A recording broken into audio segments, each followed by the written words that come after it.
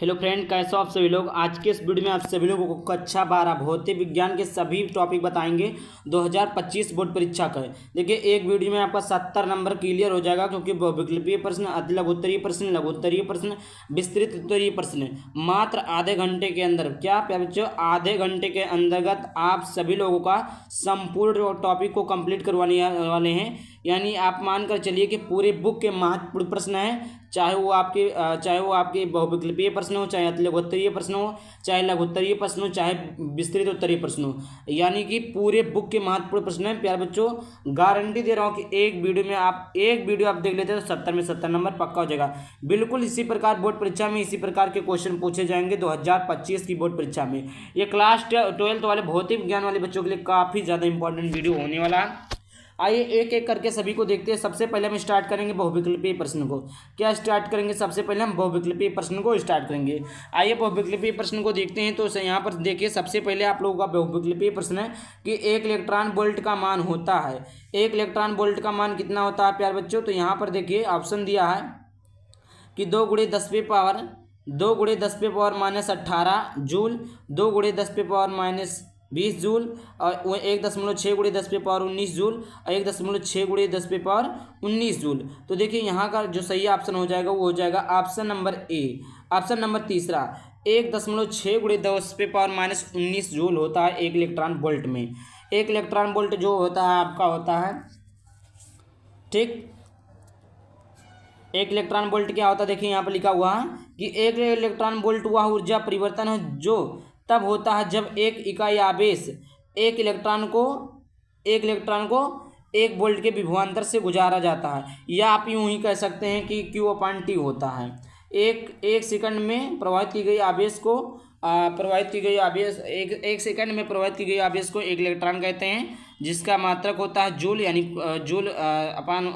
Coulomb बटे second होता है, जिसका मात्रक जूल होता है। ये आपका लिखा हुआ है। एक इलेक्ट्रॉन वोल्ट बराबर होता है 1.6 × 10⁻19 जूल। या परिभाषा लिख सकते हैं, एक इलेक्ट्रॉन वोल्ट वह ऊर्जा परिवर्तन है जो तब होता है जब एक इकाई आवेश का मतलब होता है एक इलेक्ट्रॉन कि 1 वोल्ट के विभवांतर से गुजारा जाता है। तो ये आपका क्या होता है?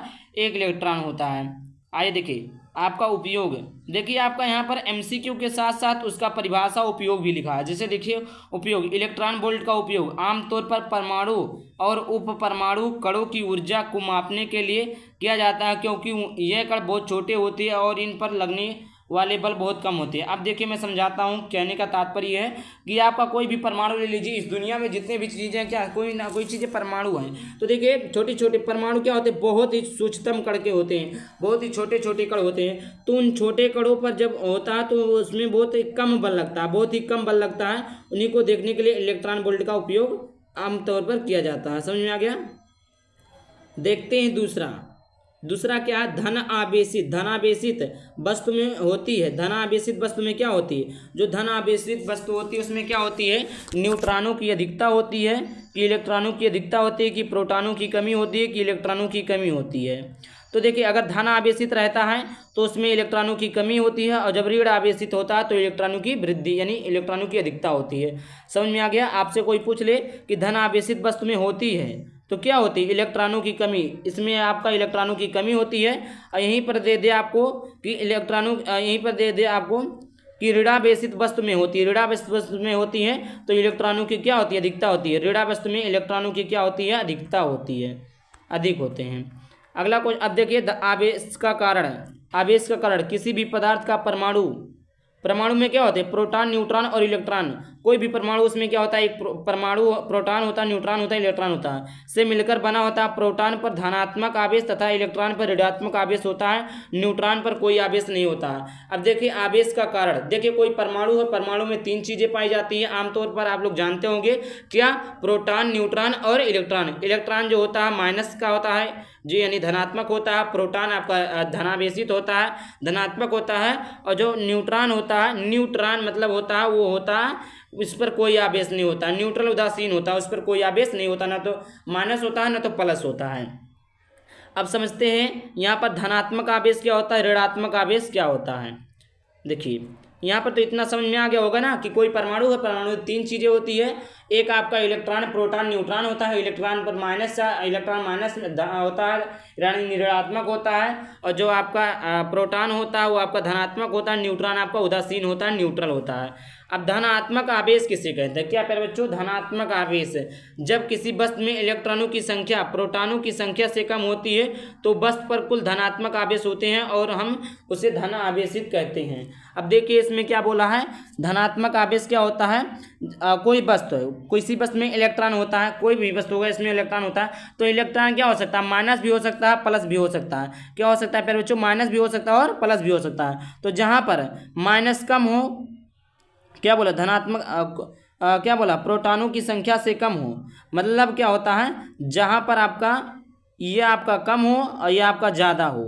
देखिए प्रोटॉनों की संख्या को प्लस से, इलेक्ट्रॉनों की संख्या को माइनस से। तो जहाँ पर भी प्लस अधिक रहेगा वहाँ पर धनात्मक आवेश रहेगा और जहाँ पर आपका माइनस अधिक रहेगा वहाँ पर आपका ऋणात्मक आवेश रहेगा। समझ में आ गया? यदि इलेक्ट्रॉनों की संख्या, इलेक्ट्रॉन को किससे लिखते हैं? माइनस से लिखते हैं। तो जहाँ पर इलेक्ट्रॉनों की संख्या प्रोटॉनों की संख्या से अधिक हो, मतलब माइनस जो हो प्लस से अधिक हो तो ऋणात्मक आवेश होगा, और जहाँ पर प्लस जो हो माइनस से अधिक हो तो वहाँ पर धनात्मक आवेश होगा।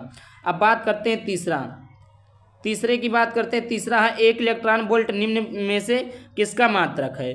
एक इलेक्ट्रॉन वोल्ट निम्न में से किसका मात्रक है? तो देखिए वेग का है, कोणीय संवेग का है, विभव का है या ऊर्जा का है। तो देखिए इलेक्ट्रॉन वोल्ट जो होता है वो ऊर्जा का मात्रक होता है। किसका मात्रक होता है? ऊर्जा का मात्रक होता है। समझते हैं एक इलेक्ट्रॉन वोल्ट किसे कहते हैं? तो यह ऊर्जा की एक इकाई है। ऊर्जा की क्या है? एक इकाई है। जब एक इलेक्ट्रॉन को 1 वोल्ट के विभवांतर से गुजारा जाता है तो वह जितनी ऊर्जा प्राप्त करती है उसे 1 इलेक्ट्रॉन वोल्ट कहते हैं। क्या बोला है? जब एक इलेक्ट्रॉन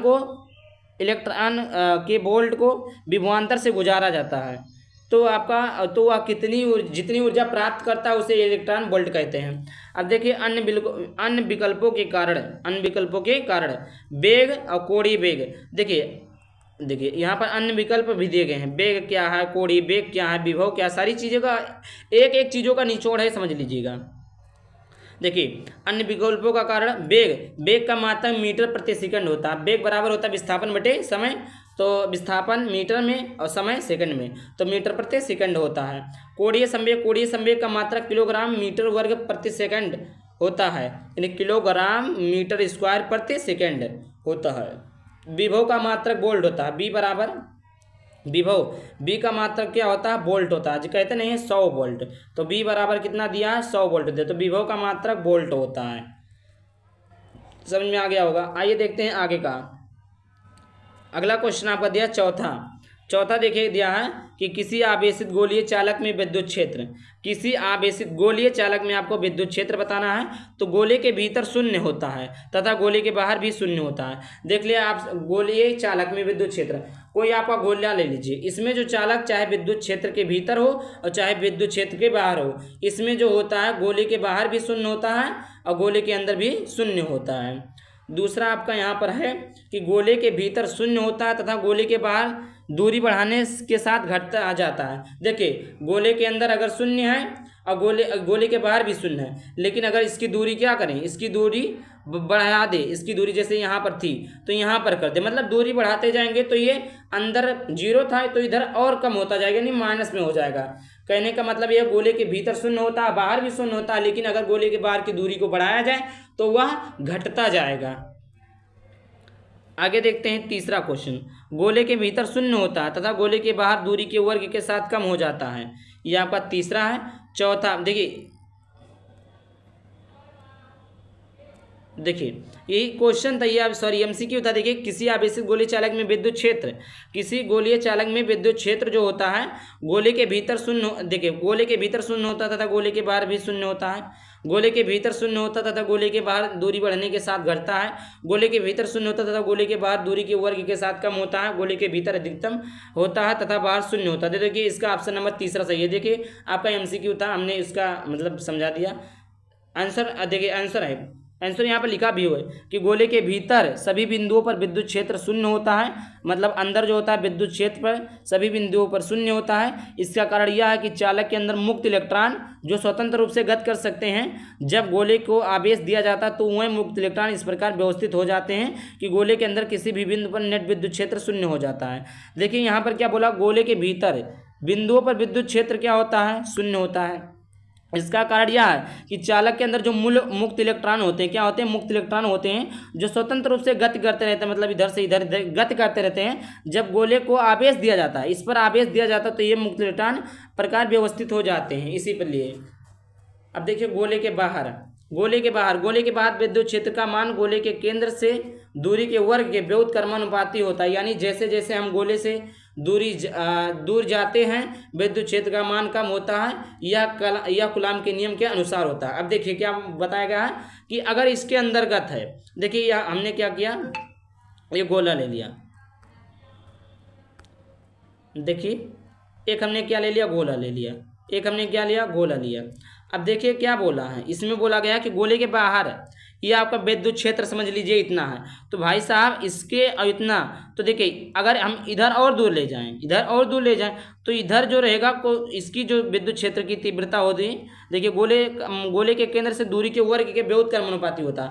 यहाँ से यहाँ की दूरी के व्युत्क्रमानुपाती होता है और इसके अनुक्रमानुपाती होता है। मतलब जैसे जैसे हम गोले से दूर जाते हैं ऐसे हम गोले से दूर जाते जाएंगे तो विद्युत क्षेत्र का मान कम हो जाएगा। क्यों भाई, जब कोई चीज़ें जब पास में होती है, देखिए ये आपकी पिताश्री हैं, ये आप हैं, तो जब इनके पास रहेंगे तो आप डरेंगे तो विद्युत क्षेत्र इनका अधिक हो रहेगा। और जैसे आप दूर जाएंगे तो आपको डर थोड़ा थोड़ा कम हो जाएगा, तो यहाँ पर विद्युत क्षेत्र की तीव्रता कम हो जाएगी। इसी प्रकार है अन्य विकल्पों का कारण। पहले विकल्प का कारण यहाँ पर देख लिए पहले विकल्प का कारण है यह पूरी तरह से गलत है, गोले के बाहर विद्युत क्षेत्र शून्य नहीं होता है। कोई आपसे पूछे कि गोले के बाहर विद्युत क्षेत्र शून्य होता है तो शून्य नहीं होता है। तीसरा, यह आंशिक रूप से सही है लेकिन पूर्ण रूप से सही नहीं है, क्योंकि गोले के बाद विद्युत क्षेत्र दूरी के व्युत्क्रमानुपाती होता है, ना कि केवल दूरी के व्युत्क्रमानुपाती होता है। विद्युत क्षेत्र की दूरी के व्युत्क्रमानुपाती होता है, दूरी के व्युत्क्रमानुपाती नहीं, दूरी आपका आर है, दूरी आपका क्या है, आर है, इसके व्युत्क्रमानुपाती नहीं, विद्युत क्षेत्र की तीव्रता के व्युत्क्रमानुपाती होता है दूरी। चौथे का विकल्प है, देखिए चौथा है, यह पूरी तरह से गलत है क्यों गोले के भीतर विद्युत क्षेत्र शून्य नहीं होता, अधिकतम नहीं। देखिए यह भी गलत है कि गोले के अंदर शून्य होता, गोले के अंदर शून्य नहीं होता। शून्य क्या लिखा, यह पूरी तरह से गलत है कि गोले के भीतर विद्युत क्षेत्र शून्य होता है, मतलब अधिकतम नहीं।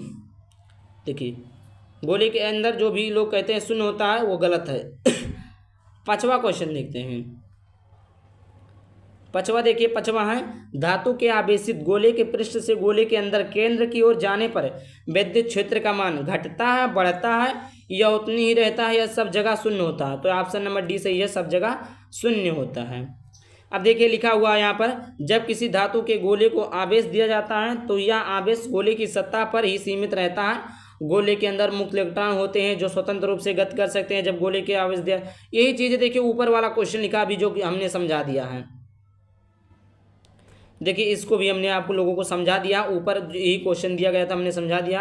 अगला क्वेश्चन लिखते हैं, आप लोग पढ़ लीजिएगा, मैं नहीं कह रहा हूँ, पीडीएफ तो प्रोवाइड कर दूंगा। टेलीग्राम ज्वाइन अनमोल अकेडमी 33 आप लोग ज्वाइन कर लीजिएगा, पीडीएफ आप सभी लोगों के लिए प्रोवाइड हो जाएगा। अगला क्वेश्चन देखते हैं, आवेशित खोखला गोला किसी आंतरिक बिंदु पर विद्युत क्षेत्र उत्पन्न नहीं करता। इसका कारण यह है कि गाउस के नियम के अनुसार इस खोखले गोले के अंदर का कुल विद्युत क्षेत्र शून्य होता है। आगे बात करते हैं विद्युत फ्लक्स का मात्रक। विद्युत फ्लक्स का मात्रक क्या होता है, वेबर होता है, वोल्ट प्रति मीटर होता है, यह आपका वोल्ट मीटर होता है, न्यूटन प्रति कूलम होता है। तो विद्युत फ्लक्स का मात्रक वेबर होता है। देखिए विद्युत फ्लक्स किसी बंद पृष्ठ से गुजरने वाला विद्युत क्षेत्र रेखाओं की कुल संख्या को विद्युत फ्लक्स कहते हैं, या किसी क्षेत्र में विद्युत क्षेत्र की तीव्रता का एक माप है। मात्रक एसआई पद्धति में वेबर होता है और अंग्रेजी अक्षर में डब्ल्यू बी होता है, अर्थात हाँ वेबर दर्शाया जाता है, डब्ल्यू बी से दर्शाया जाता है। अन्य विकल्पों का विश्लेषण। देखिए वोल्ट प्रति मीटर विद्युत क्षेत्र की तीव्रता का होता है, ई बराबर होता है क्या, V/Q, सॉरी हाँ, ई विद्युत क्षेत्र की तीव्रता का मात्रक जो होता है वोल्ट प्रति मीटर होता है, और यह वोल्ट मीटर या कोई मान्य मात्रक नहीं है, मतलब यह किसी का मात्रक नहीं है। न्यूटन प्रति कूलम जो होता है विद्युत क्षेत्र की तीव्रता का होता है, जो कि होता है ई बराबर F/Q न्यूटन प्रति कूलम।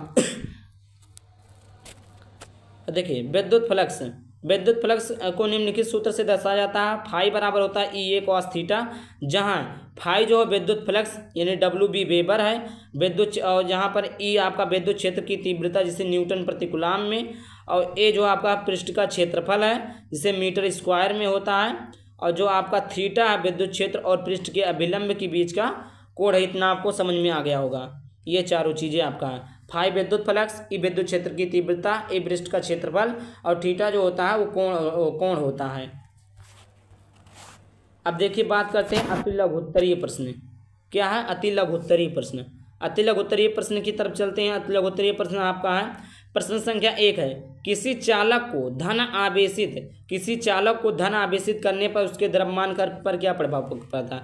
धन आवेशित का मतलब होता है प्लस चार्ज, धन आवेशित का मतलब होता है आपका प्लस चार्ज, यानी किसी चालक में, कोई चालक तार ले लीजिए, कुछ भी चालक ले लीजिए, उसमें अगर हम धन आवेशित करें तो उसके द्रव्यमान क्या होता है M, यानी द्रव्यमान पर क्या प्रभाव पड़ेगा, तो द्रव्यमान घट जाएगा। द्रव्यमान क्या, अगर प्लस लगा दे तो अभी मैंने बताया प्लस है तो कमी और माइनस है तो अधिकता, तो अगर हम प्लस लगाएंगे तो क्या हो जाएगा, कमी हो जाएगा, और धनावेशित करने पर चालक में कुछ इलेक्ट्रॉन बाहर निकल जाएंगे। आगे आपका प्रश्न संख्या 2, एमकेएस पद्धति में निर्वात की विद्युतशीलता की बीमा लिखिए। निर्वात की विद्युतशीलता होता है E0, इसका वो होता है 8.85 × 10⁻12 एमकेएस सिस्टम में। MKS system metre kilogram second पद्धति में निर्वात की विद्युतशीलता की बीमा इस प्रकार होती है। फाई बराबर होता है Q²/F×L²। देखिए फाई जो है विद्युत आवेश जिसका बीमा A×T होता है, बल F जो है वो आपका बल है जिसका बीमा mL²T⁻²। देखिए यह आपका एप्सिलॉन नॉट का सूत्र होता है, कूलम स्क्वायर प्रति क्या होता है बल का मात्रक न्यूटन प्रति मीटर स्क्वायर, यह होता है आपका। तो देखिए जो फाई है यह आपका विद्युत आवेश है जिसका मात्रक आपका A/T होता है, F जो आपका बल है जिसका मात्रक आपका देखिए जिसका मात्रक mL²T⁻² होता है, और L जो आपका है लंबाई है जिसका मात्रक L होता है। ठीक, तो यहाँ पर हम सब निकालेंगे एप्सिलॉन नॉट बराबर, ये देखिए Q का मान धरेंगे, Q का मान किधर गया, Q का मान इधर है, AT रखेंगे तो A² × T²। अब देखिए M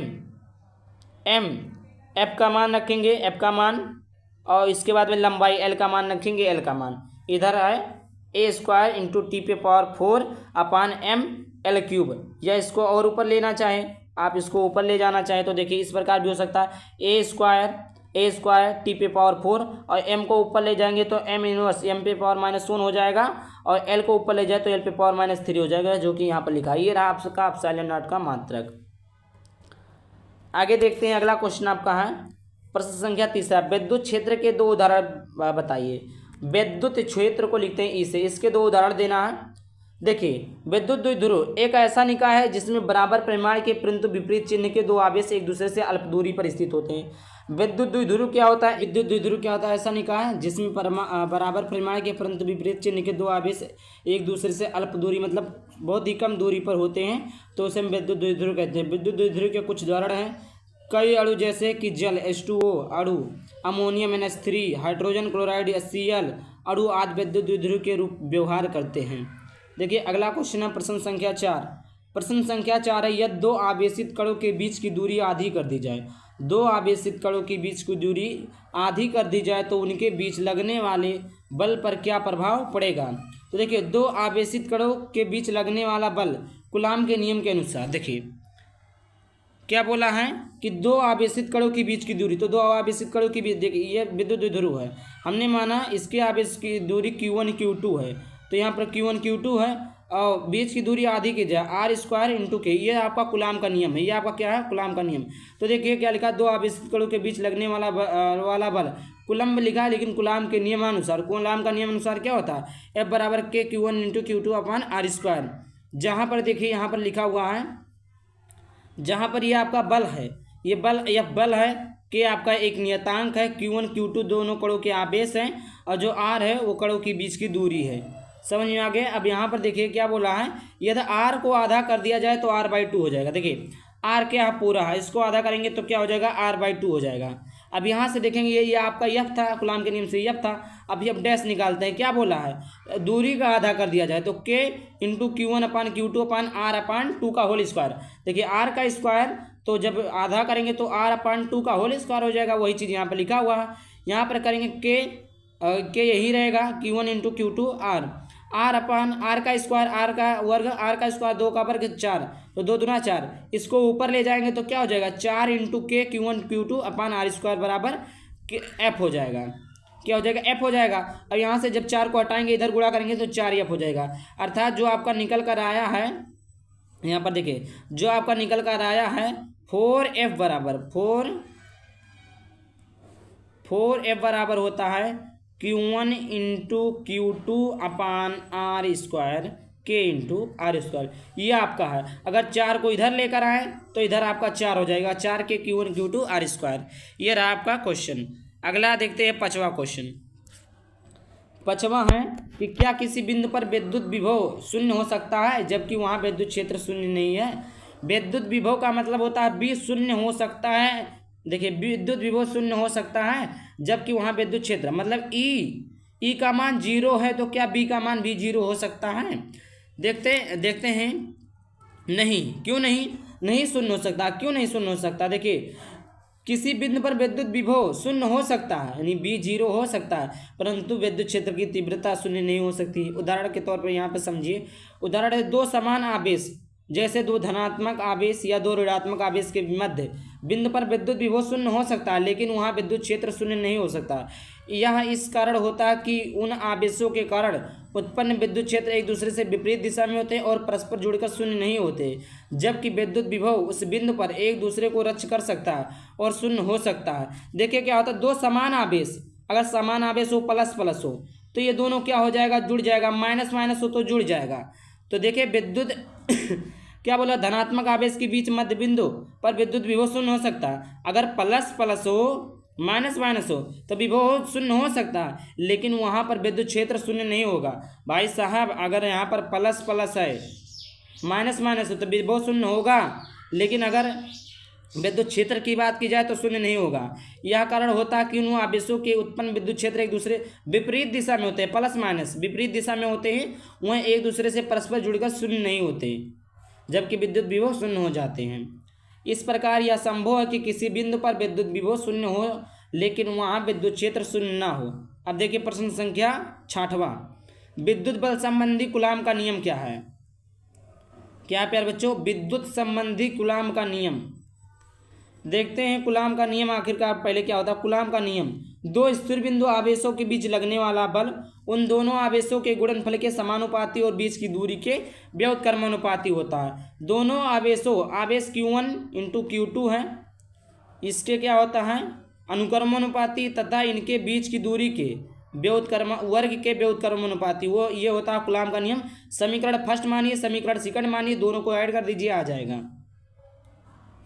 देखिए कूलाम के नियम को निम्नलिखित रूप से व्यक्त किया जा सकता है, गणितीय रूप में करें। यह 2 बिंदु आवेश Q1 Q2 हो, जो हमने बताया दूरी R हो तो उनके बीच लगने वाला बल F सूत्र द्वारा ज्ञात किया जाता है। देखिए F बराबर होता है, यह आपका K आपका नियतांक है, K का स्थान पर आपका माना गया 4 पाई एप्सिलॉन नॉट होता है, तो 1/4 pi epsilon not into Q1 Q2 R square. देखिए F विद्युत बल है न्यूटन में, Q1 Q2 जो है 2 बिंदु आवेश हैं, R जो है दोनों आवेशों के बीच की दूरी है, एप्सिलॉन नॉट जो है निर्वात की विद्युतशीलता है, जिसका मान होता है निर्वात की विद्युतशीलता एप्सिलॉन नॉट का मान होता है 8.85 × 10⁻12, इसका मात्रक होता है कूलाम स्क्वायर प्रति न्यूटन मीटर स्क्वायर।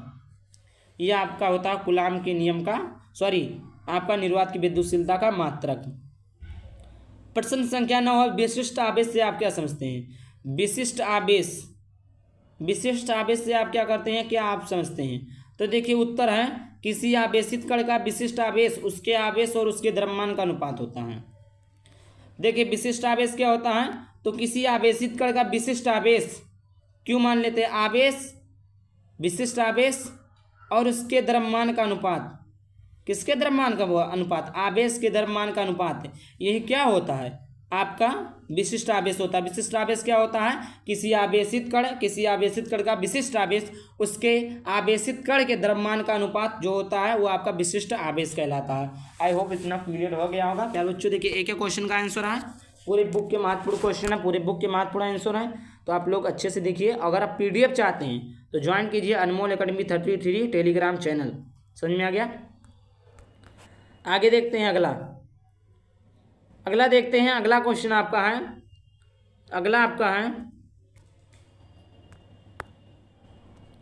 यहां से देखते हैं अगला, विद्युत द्विध्रुव क्या है? क्या विद्युत द्विध्रुव? तो विद्युत द्विध्रुव वह क्षेत्र निकाय है जिसमें दो बराबर परंतु विपरीत प्रकार के बिंदु आवेश एक दूसरे से बहुत ही कम दूरी पर होता है। विद्युत द्विध्रुव वह विद्युत निकाय जिसमें दो बराबर, देखिए एक प्लस हो तो एक माइनस हो, परंतु विपरीत प्रकृति के, इसके ये माइनस ये प्लस है, विपरीत प्रकृति के है, इसकी दूरी अल्प हो, इसकी दूरी क्या हो, अल्प हो, अल्प दूरी एक दूसरे पर अल्प दूरी पर या बहुत कम दूरी पर रखे हो, विद्युत द्विध्रुव कहलाता है।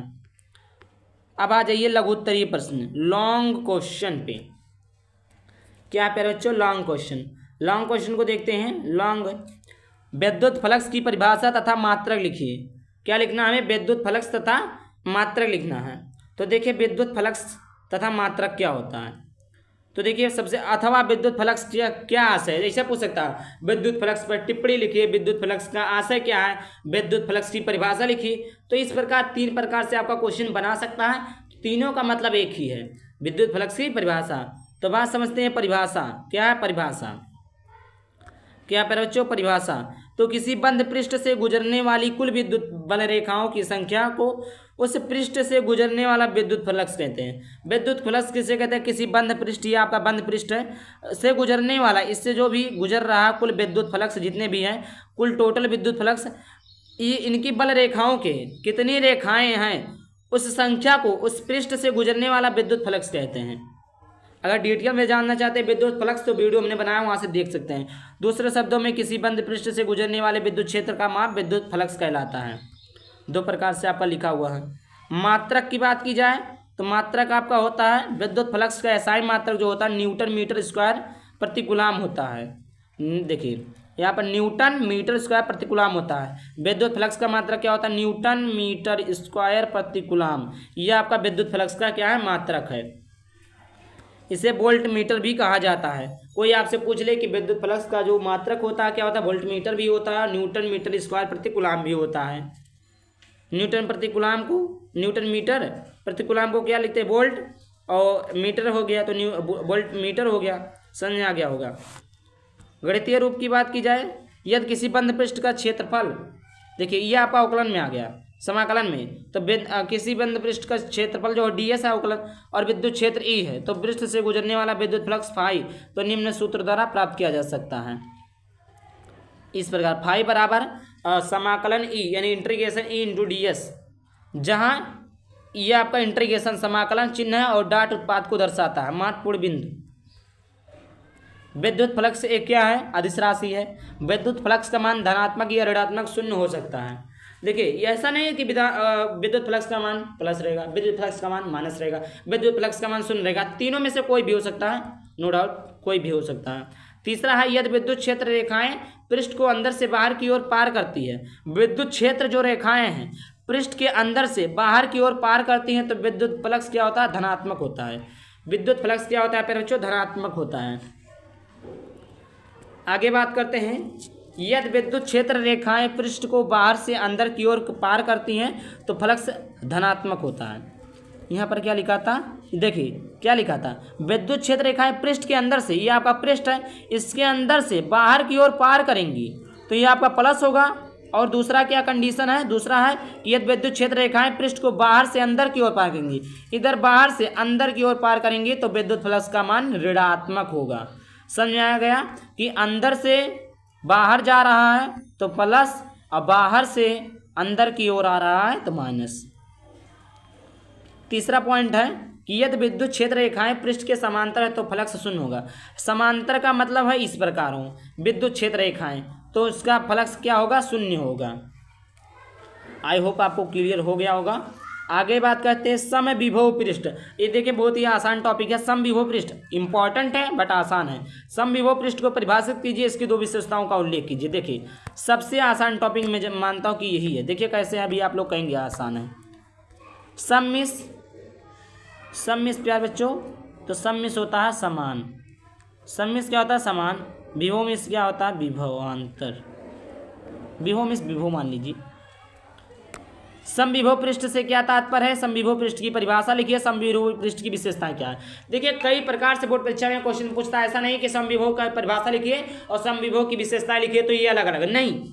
समविभव पृष्ठ की परिभाषित कीजिए। समविभव पृष्ठ से क्या तात्पर्य है, समविभव पृष्ठ की परिभाषा लिखिए, समविभव पृष्ठ की विशेषताएं क्या है। यह तीनों मिला जुला के क्वेश्चन एक ही है। किसी विद्युत क्षेत्र में स्थित कोई ऐसा पृष्ठ जिस पर स्थित सभी बिंदु समान विभव पर हो, समविभव पृष्ठ कहलाता है। कहने का तात्पर्य यह है कि कोई विद्युत क्षेत्र, ये हमने विद्युत क्षेत्र ले लिया, ये हमने यहाँ पर क्या ले लिया, विद्युत क्षेत्र ले लिया। विद्युत क्षेत्र ले लिया में स्थित कोई ऐसा पृष्ठ, यहाँ पर हमने क्या ले लिया, विद्युत क्षेत्र ले लिया। विद्युत क्षेत्र में कोई ऐसा पृष्ठ जिस पर स्थित सभी विभव, ये विभव सॉरी ये आपका क्या हो, ये आपका विभव क्या हो, ये आपके चारों ओर के विभव क्या हो, समान हो। ये आपका क्या हो, चारों ओर के क्या हो, विभव क्या हो, समान हो। तो ये क्या कहलाता है, समविभव पृष्ठ कहलाता है। किसी विद्युत क्षेत्र में ये आपका गोला जो विद्युत क्षेत्र है वो ऐसा पृष्ठ जिस पर स्थित सभी बिंदु समान विभव पर हो, समविभव पृष्ठ कहलाता है। बात करते हैं विशेषताएं। इसकी दो विशेषताएं हैं। पहली विशेषताएं आपका है, देखिए पहली विशेषताएं यहाँ पर लिखा हुआ है। पहली विशेषता है विद्युत क्षेत्र रेखा समविभव पृष्ठ के लंबवत होती है। लंबवत का मतलब यह होता है, लंबवत समविभव पृष्ठ के किसी भी बिंदु पर विद्युत क्षेत्र रेखा उस बिंदु पर पृष्ठ की अभिलंबवत होती है। इसका कारण यह है कि यदि विद्युत क्षेत्र रेखाएं पृष्ठ के समांतर होती हैं तो एक परिरक्षण आवेश को पृष्ठ पर एक बिंदु से दूसरे बिंदु तक ले जाने में कार्य करना पड़ता है, जो कि समविभव पृष्ठ की विरुद्ध होगा। दूसरा है समविभव पृष्ठ पर विद्युत क्षेत्र शून्य होता है। तो चूंकि विद्युत क्षेत्र रेखाएं समविभव पृष्ठ के लंबवत होती है और समविभव पृष्ठ पर विद्युत विभव का मान हर बिंदु पर समान होता है, इसलिए समविभव पृष्ठ पर विद्युत क्षेत्र शून्य होता है। उदाहरण क्या आपका यहाँ पर उदाहरण है। उदाहरण क्या है, एक आवेशित चालक का पृष्ठ एक समविभव पृष्ठ होता है। दूसरा है समांतर प्लेट संधारित्र की प्लेटें समविभव पृष्ठ होती हैं। अगला है आपका समविभव पृष्ठ का महत्व। समविभव पृष्ठ का महत्व क्या है, तो देखिए विद्युत क्षेत्र की तीव्रता ज्ञात करने में, मतलब समविभव पृष्ठ का वर्क कार्य कहाँ होता है, समविभव पृष्ठ का आपका महत्व क्या है, तो विद्युत क्षेत्र की तीव्रता ज्ञात करने में, विद्युत विभव की गणना करने में, विद्युत क्षेत्र रेखाओं के बारे में जानकारी प्राप्त करने में समविभव पृष्ठ होता है।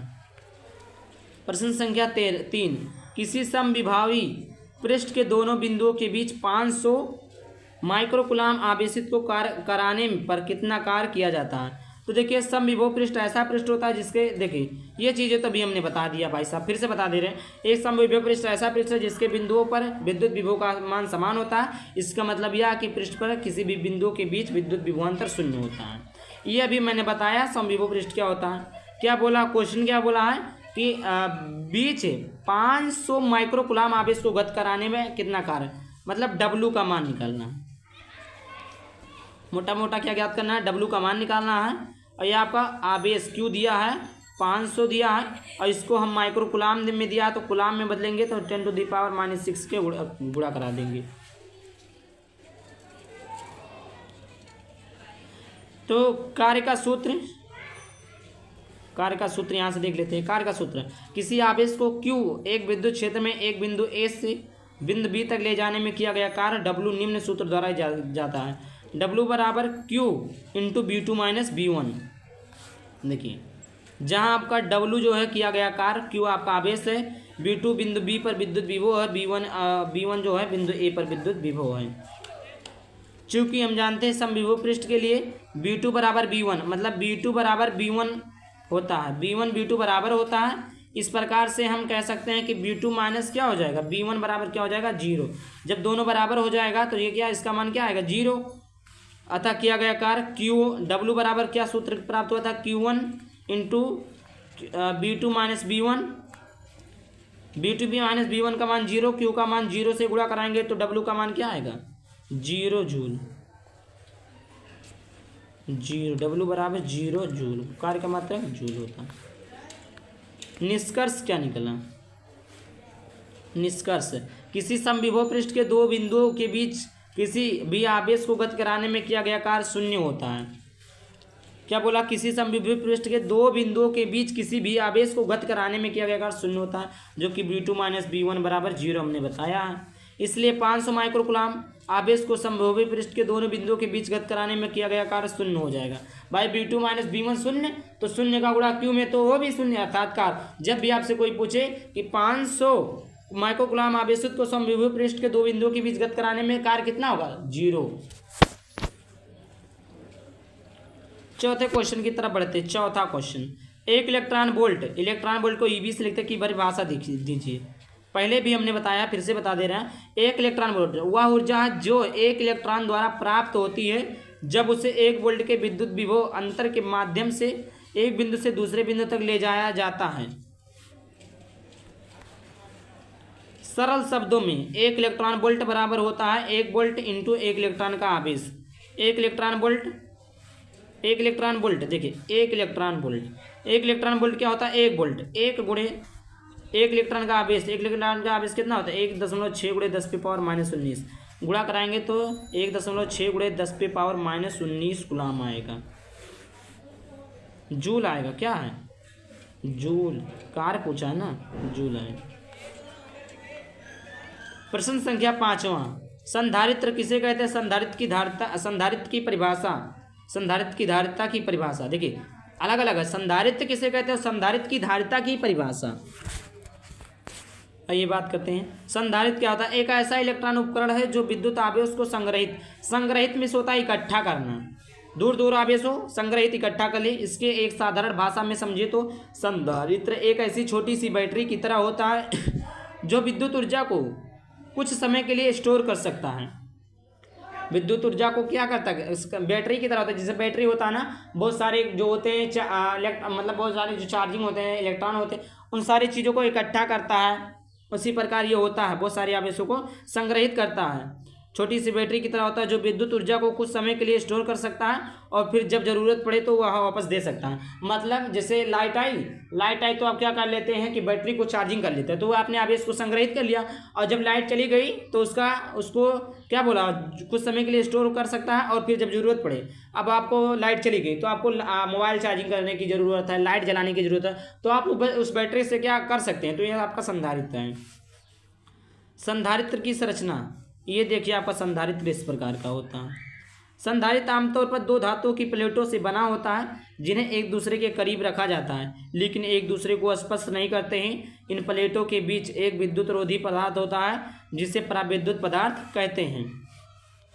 संधारित्र की धारिता परिभाषा, किसी संधारित्र की धारिता उसमें संग्रहित आवेश उस पर लगाए गए विभवांतर के अनुपात के बराबर होता है। अनुपात का मतलब होता है बटे में चीज़ें हों। क्या बोला है, संधारित्र को लिखते हैं C से। क्या बोला, संधारित्र की धारिता उसमें संग्रहित आवेश को किससे लिखते हैं, Q से, अपान उस पर लगाए गए विभवांतर B के क्या होता है, अनुपात के बराबर होता है। यहाँ से समझते हैं C जो आपका धारिता यानी फैराड में मापी जाती है, Q आपका संधारित्र में संग्रहित आवेश जो कि कूलम में है, B आपका संधारित्रों के प्लेटों के बीच विभवांतर जो कि आपका क्या है, वोल्ट में है। समझ में आ गया बच्चों, आई होप आपको समझ में आ गया होगा। ये देखिए आपका टोटल इतना क्वेश्चन था जो कि पूरे फिजिक्स का था, फर्स्ट पार्ट का पूरा था। तो आई होप आपको पसंद है वीडियो को लाइक कर देना, चैनल पर पहली बार चैनल को सब्सक्राइब करना। चैनल तक किसी ने वीडियो किसी टॉपिक के साथ, तब तक के लिए बाय बाय, थैंक यू, जय हिंद जय भारत।